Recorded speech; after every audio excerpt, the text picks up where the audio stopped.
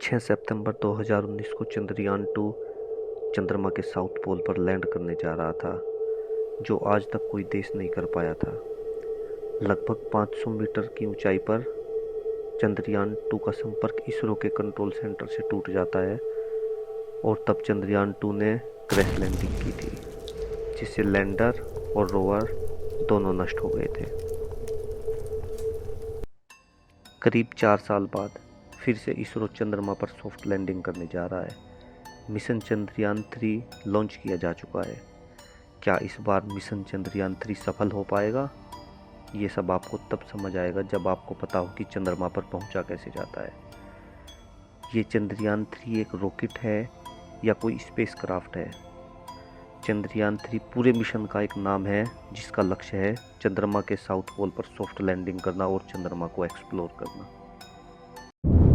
इस मिशन में जो रॉकेट यूज़ किया गया था उसका नाम है LVM-3 यानी कि लॉन्च व्हीकल मार्क 3। रॉकेट का काम बस इतना होता है कि ये किसी सैटेलाइट या स्पेस क्राफ्ट को अंतरिक्ष तक ले जाए और उसके बाद रॉकेट अपना काम खत्म करके वापस पृथ्वी पर गिर जाता है। LVM-3 रॉकेट किसी भी सैटेलाइट या स्पेस क्राफ्ट को अंतरिक्ष तक ले जाने में 3 स्टेज से गुजरता है। पहली स्टेज में 2 S-200 सॉलिड मोटर्स होते हैं, जिनमें फ्यूल और ऑक्सीडाइजर का मिश्रण होता है, जिसके जलने पर गर्म गैसें नोजल से बहुत तेज स्पीड से बाहर निकलती है और रॉकेट को आगे की ओर धक्का देती है। अब स्टार्ट होती है दूसरी स्टेज, जिसमें 2 तरह के लिक्विड होते हैं, फ्यूल और ऑक्सीजन। स्पेस में ऑक्सीजन की कमी होती है और फ्यूल जलने के लिए ऑक्सीजन बहुत जरूरी होती है। और लास्ट स्टेज होती है cryogenic rocket engine.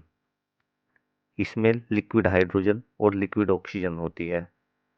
Cryogenic stage में इन दोनों को कंबसन चैम्बर में जलाया जाता है।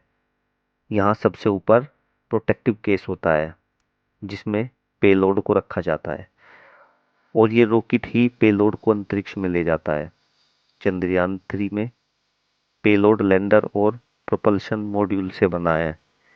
ये प्रोपल्शन मॉड्यूल ही लैंडर को चंद्रमा की सतह तक ले जाते हैं, जबकि चंद्रयान 2 में पेलोड लैंडर और ऑर्बिटर से मिलकर बना था, जो एक दूसरे से लिंक थे।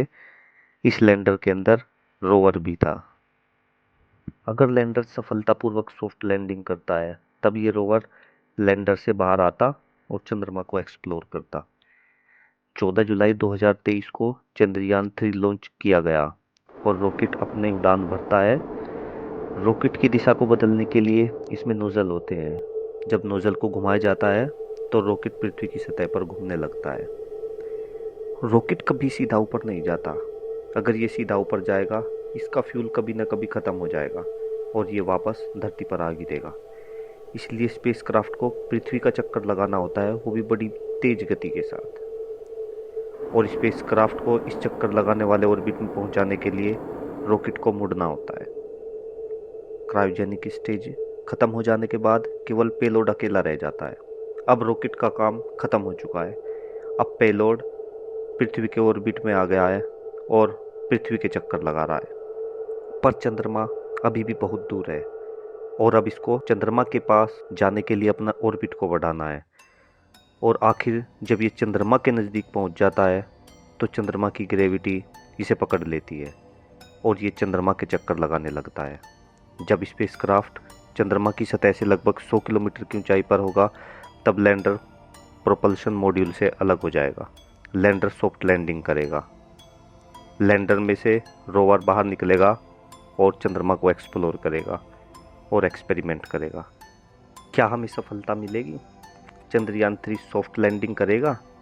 हमें चंद्रमा के साउथ पोल पर लैंड करना है।